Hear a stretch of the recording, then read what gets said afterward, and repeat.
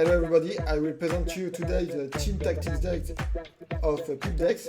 It's a deck of tips card to help you and to have some insight to lead and to make your team efficient and the most performant possible. So there is several categories. You have the recipe. Then you have some advice about the environment, like psychological safety, that make your team more efficient and more able to action easily. Then you have some cards about how to lead your team with direction matters. You have also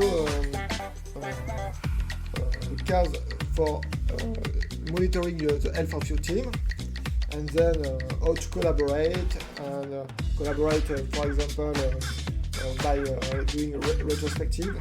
But you have also techniques in the end, which are useful to have concrete tools of how to manage daily your team, like blind boss, ten sort, and all stuff like that.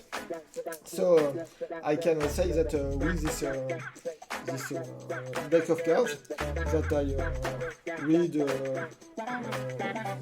regularly, for example during public transportation, I can become more confident and have some real applicable stuff to solve some team issues. So I advise you, if you have a team and you need to make the most of it, make your team more efficient, I think you should have a look at this team tactics deck. Thanks a lot. See you.